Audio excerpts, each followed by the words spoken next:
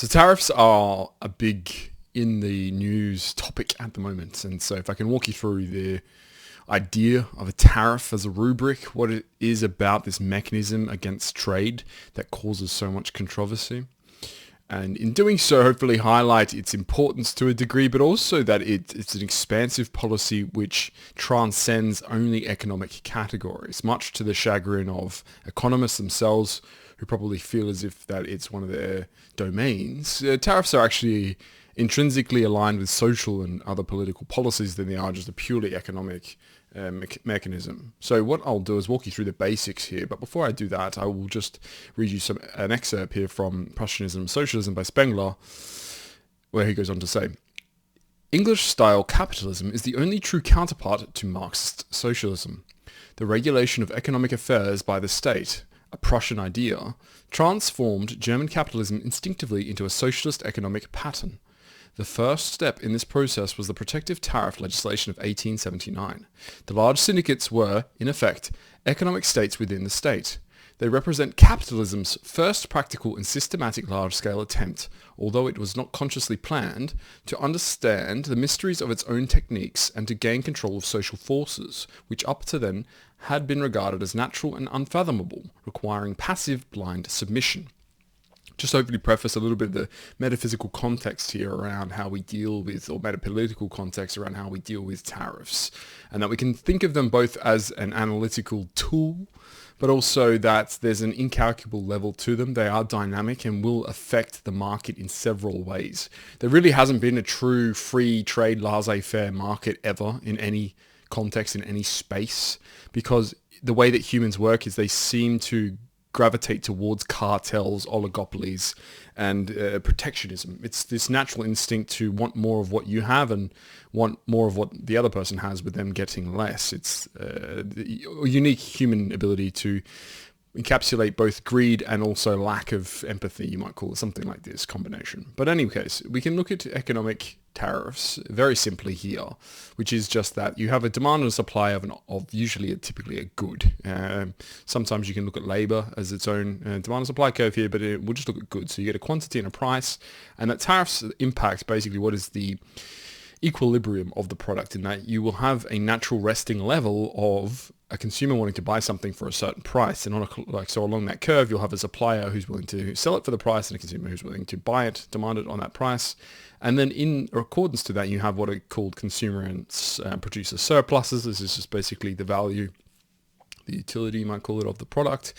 And on the other end of this is the tariff function, how you can see here the quantity of imports. So with the tariff allows for a certain level of tax revenue. The other little triangles here called societal loss. And then there's an impact here, as you see. The size of the tariff impacts where the equilibrium now actually rests for the producer and for the consumer. So in addition to a theoretical, you could call it, setup here, we actually do get a practical analysis of what a tariff does, and it just inhibits the ability to procure a certain good at a certain price. It usually impacts the consumer more than the supplier, because in globalized markets you'll find many consumers that you can shift your products toward, whereas the consumer is always ensconced by their own government's ability to restrict its ability to purchase things at a certain price. The idea that this is a new thing obviously is nonsense. You can see here that there's, throughout the United States, since its inception, there have been several tariffs. And you can see here the percentage of dutiable imports has gone up and down a lot, but at many levels is quite a lot higher than 40-50%. And you have what was the Reagan era, we could say the post-imperialism, post-World War II era of world trade, free market capitalism, because obviously the Anglosphere was the true winner of post-World War II era, where you went from having protectionism and tariffs as par for the course to something where we want all goods around the world to be as competitive as possible. And in this dynamic, you introduce a lot of different factors.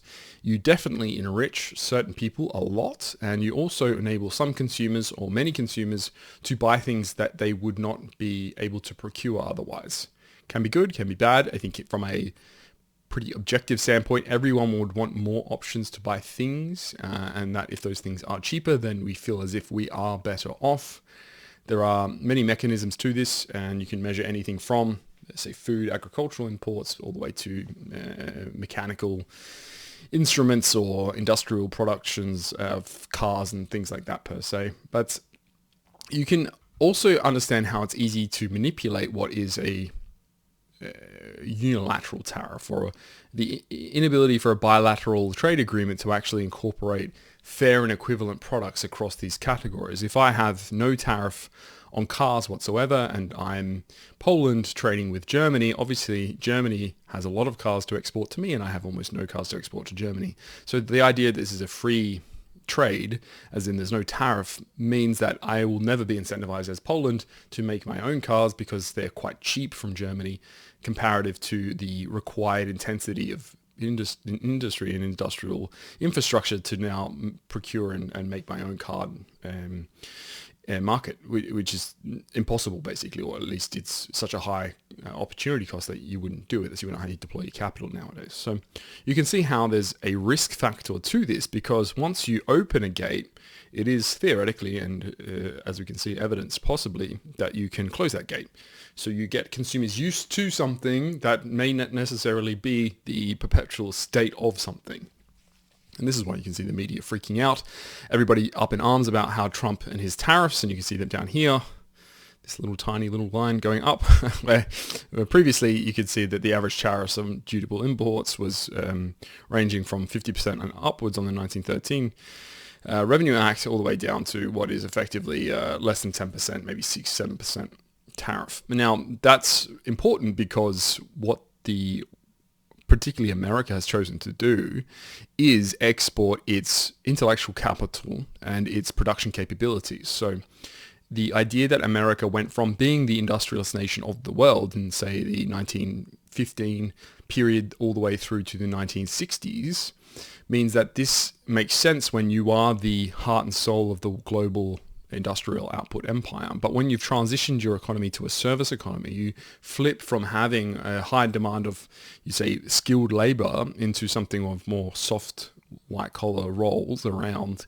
services, and then even higher tech required industries, say like Boeing or Lockheed Martin, where you're making weapons, missiles, rockets, things like this, or even Texas Instruments, companies around that nature where they've got a sophisticated skill set that's required of them. You do get some benefits, but you also get a lot of detractions. The detractions being actually much more important to a state's health from a total war perspective. And in the way that you would mobilize an army typically is by commandeering your nation's industrial output. So your manufacturing capabilities, warehousing, logistics, all these supply chains become really important in times of war and even in pre-preparedness of war. This goes into something else Spengler has written on Hour of Decision, which I'll quote here.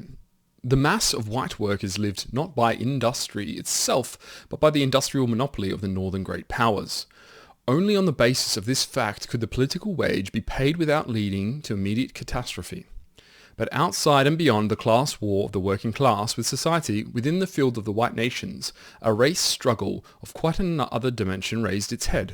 No labour leader had foreseen it, and no one to this day has realised, or dared to realise, the fateful relentlessness of its advance. The competition of white workers among themselves had been suppressed by trade union organisations and wage tariffs. The difference that had grown up since 1840 between the standard of living of the industrial worker and the land worker presented no dangers, as all the political economic rulings, customs, taxes and statutes were unilateral, made by the industrial side against the agricultural. But in the new struggle, it was the coloured workers' standard of living which competed with the luxury wage of the white working class. And he highlights here this manifold risk you take when you start to export your industrial base, is to say, now we have what we can, and you can see here, a competitive advantage and a comparative advantage. A competitive advantage means you're absolutely better at something than someone else. It's how you win. But a comparative advantage may mean that you let them do it even if they're worse at it than you, because it costs you too much technically or opportunity-wise to actually perform that task. This can be thought of, and I can reduce it to a very basic analogy, is you may let your child pack and unpack a dishwasher, and they may be worse at it than you, but you don't want to do it because you're busy cleaning the floors or cleaning windows or something, so that the comparative advantage of them doing it is actually higher than you yourself doing it. The risk here, obviously, when we can relate it back to something more important like international politics, is that it becomes a notion of what your capacity is in all industries. So it's not enough to just have a car industry and not worry about steel production, aluminium production. And yes, you can have resource constraints on something like bauxite or coal, or importations of some natural resources will always be inhibited by geographical, geospatial realities. But the idea that you necessarily have to rely on someone else to make your computer chips, to make your furniture, all of these things become questions around, if not diplomacy, then politics. And so socio-politically, is it such a thing that you want something equivalent to an autarky? Now, an autarky is the opposite, basically, of a free trading nation. So something like Luxembourg, say, produces almost nothing. And so all of its exports are basically services. And so from a real perspective, they don't exist from a functional economic state in an ability to produce anything tangible, goods. They only produce services, and their labor is what they measure their GDP on. How expansive can we be? And then for Luxembourg, it's particularly administrative and financial, but you can see how not being able to produce anything means they're heavily reliant on everyone to produce everything for them, from food all the way up to, you could say, machine and specialized technological goods, so computers, everything like that. This means that they are reliant on trade surpluses, and particularly trade balance. So obviously you're going to import many more times what you export from a goods perspective. This may not necessarily mean financially that you're in a trade imbalance. If you're exporting, say, financial services or something like this, then you may still have an inflow or outflow of capital as it is tried to be balanced on a trade. But in general, you can think of them as being as far away from an autarky, say Singapore as well, as far away from an autarky as possible. However, the idea of an autarky is not necessarily a nonsense concept. There have been attempts at what are autarkies throughout the ages, and particularly when logistics becomes expensive, then autarkies, or the more autarchical relied upon society becomes more, if not the verisimilitude is there, at least the likelihood of it existing to some degree is there. And that's in relation to somewhere like America or Australia or Canada, for instance, where because you are quite far away from everywhere else, normal goods which shouldn't cost that much, say bananas, become more expensive. Now, this is how you also get banana republics, because obviously the dictate around comparative to competitive advantage means that you'll produce a lot of some goods, making the scale of that good much cheaper, and therefore you're only interested in exporting the certain type of goods, where you get these nations like Honduras and Colombia for cocaine, or coffee producing nations, and the Banana Republic obviously being, I think it was it Guatemala or Honduras as well, from the Tequila banana company, fruit company, taking them over. But you get the idea that there's a Banana Republic scenario because you have this idea of trade. And the idea of trade is that you have this certain goods, and if they're not relative, or they're absolute goods, or they're your competitive advantage and your comparative advantage are both there, then you're more reliant on that one good. It's why Australia is a bit of a Banana Republic, because all it does is produce raw materials. It's a mining colony and a holiday destination that doesn't actually produce real value in any added sense. Whereas China is trying to transition its economy to a highly industrialized, added and accretive value economy. And so when we start to understand that the nations push and pull on trade in this way, is because there's many elements, and a cross-sectional analysis of this shows us it's not just an economic problem where everyone will cry foul and say, now we're much worse off and you're inhibiting our ability to purchase whatever crap you want to buy from Walmart because now it's 500% more expensive, rather than understanding that this may be a necessary political function to make sure you're not so reliant on a country which can rug pull you for any reason at any time of the year. The basis of a trade union in general comes from this Zollverein, which is a customs union. It was established by the German states to be able to unify themselves, and then by doing so, it ingratiates and equips them with the ability to become a larger powerful economic force, but also interrelates them to each other, and so they become infrangible and intertwined in inextricable way. This is a good thing in a neoliberal economy, because the more at least the theory goes, the more related we are to each other and reliant, then the less likely we are to go to war, rather than seeing that as a risk in that I'm now so reliant on someone else that if they decide to invade me, I'm incapable of actually defending myself. I'm not mobilizing anything, and I'm not taking my industrial base, my men who have been hard at work and are used to pain, suffering to a degree, and making them into soldiers. I've just got soft, effete office workers and no industrial capacity. They apparently don't see this as a risk. Very bemusing, obviously, for all of us, and rather droll.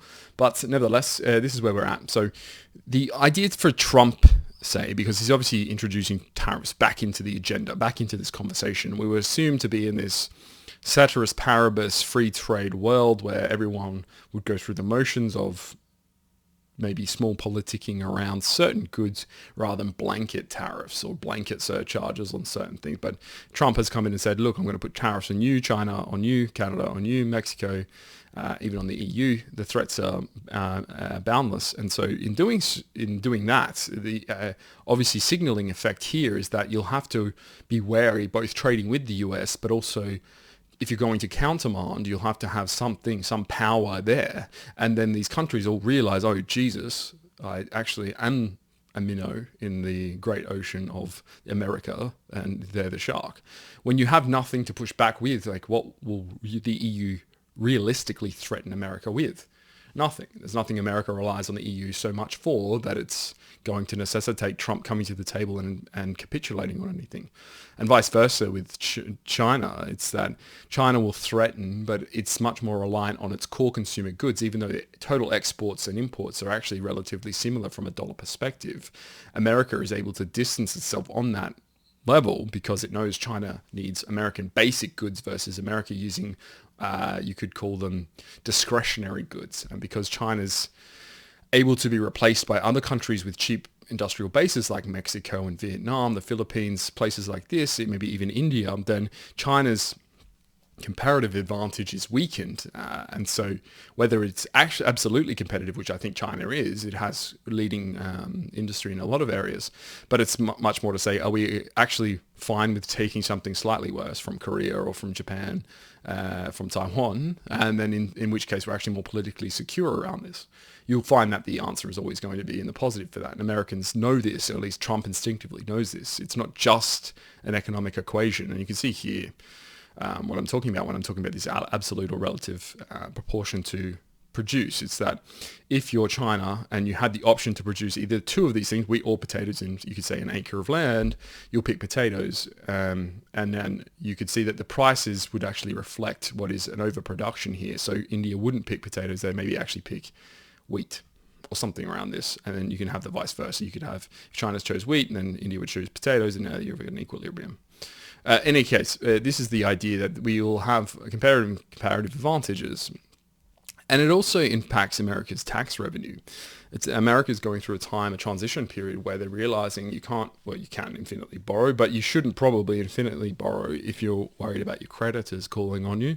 And if you have an idea of self-sufficiency, there's this, I want to spend more money on things that I actually care about. How do I gut services that I actually don't value and minimize spending in other ways? But I can also maximize revenue. So if you're looking to implement what are tax relief programs for working class people, the people who have jobs, not the capital class, but the laboring class, then how would I do the budget deficit minimization? How do I ameliorate my budget in that way? And you can use tariffs. Tariffs are actually quite a historically important part of the American budget. Makes more sense when you're trying to protect an industry and growth. American tariffs were particularly strong on, say, like steel, and Andrew Carnegie took a lot of exceptions to the threats of lowering those tariffs, and he was able to make what was almost a monopoly on steel production in America and flood the market to a degree. And because English steel had a tariff against it, it becomes a much more competitive American venture. So there are, as I said, also industrial strategies around that. How do you focus on certain industries that you deem valuable? This is actually a manifold, or at least a compounding venture too, because if you consider an industry valuable like car making, for instance, because you can relate it to other industrial capacities, and it's something like tanks or planes, blah, blah, blah. But in general, if you have a city, and I've done a video on Silicon Valley being the nexus of technology, if you have a city which focuses on car production like Detroit did, then you can have a lot of minds and capital flood this market to actually innovate and ideate, improve these procedures much quicker, much more sophisticated beyond the broader, more widely general populace would, which is obviously the same thing in Germany with their car manufacturing, is when you can condense all this intellectual capital as much as you can fiat capital, then you will start to compound the value of your industry. And you can only do this when you have an industry to begin with. You can't have a car industry in Croatia and then expect you to be the innovative Croatian market for this stuff. So it has to be focused on certain industries, and you only get this when you have protectionism, because it introduces a lower risk in that you're ensuring there's a market for your product to a certain degree, because when you're starting off, you have to have high prices to offset what are high costs, usually capital expenditures, but also usually higher economies of scale hasn't kicked in, basically. And it also goes into whether there's a market or at least a need for substitute goods. You can have substitute goods of something. So if I would consider one type of apple and another, so my gala apples or my red lady, green lady, Granny Smith, then you can say, okay, these are substitute goods. If Granny Smiths are tariffed because they come from Mexico, but these red ladies, Red Delicious, whatever, they're made here in America and the tariff on them is zero, then even if they were Granny Smiths were cheaper to begin with, now they've got a 50% tariff, they're actually more expensive, and I can just substitute them. So the idea of a substitute good now enables your industries. So Trump maybe thinks there's a lot of substitute goods that can be manufactured more locally, onshore, or if they're not capable of that, then they'll just build the industrial capacity for these goods. So you can substitute it directly with the replacement even. And there's also the notion here of elasticity, in that if something's very elastic, obviously there's a problem, but if it's an inelastic good, then it's not so easily solved with, it's quite easily solved with a tariff. You just make the consumer and the suppliers arrange to pay more for it, and you take the tax revenue and the difference, and there's nothing really anyone can do about it. I think lastly, then, it's probably good to mention that this all points to the importance of free trade.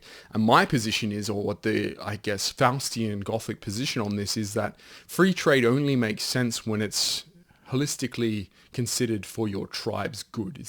If I'm the UK and I have the Commonwealth, I'm the Empire, the British Empire, free trade makes sense as a concept and a premise inside the empire, because otherwise I'm just artificially tariffing myself, and having to import and export goods becomes anti-competitive in many, many ways. And the idea of an empire is actually synergistic. You're able to create what is this syncretic economic empire for a good, progressive, at least in the Anglo sense, economic empire. And to do that, free trade is almost a given. It's this par for the course. Whereas when I start to consider free trade for Japan against South Korea or Russia, when I'm not actually considered these people to be allies but neutral, then free trade is actually only beneficial if I win, if I get more out of this relationship than they do.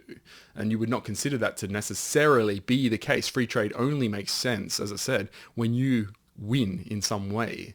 And so it's easy to bang the drum on free trade as America, because you'll win almost typically in every conversation, and the rest of the world then had to adjust to that. But now that you want to roll that back, which I think is still actually quite a good policy, I don't think free trade is something that should be default to begin with, even if economists will tell you it is.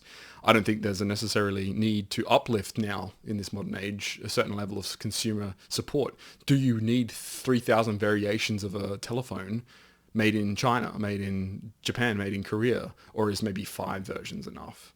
And it is the idea here that the scale and the consumer glut is infinitely necessary to have it can be competitive on prices and quality.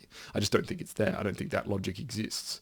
And I think it's much more important to consider your own strategic perspective and point of view. So the trade agreement I would come up with would be obviously the Gothic Faustian one. It's all the Western countries are free to trade, and then everyone else has 100% tariff on everything else. And you've inhibited their ability to produce anything that would make it to market unless it's so superior that it's able to be priced into that and effectively at that. And I think the global uplift is a bit of a romantic gesture from the idealized Anglo Empire out the 19th century. If we can bring everyone under our rulership and we can just give them all free trade, then everyone's uplifted. But this doesn't consider the economic, but also the military and strategic decision making that goes into this. It's just folly. So you have to understand it and hopefully appreciate Trump's actions now more than ever.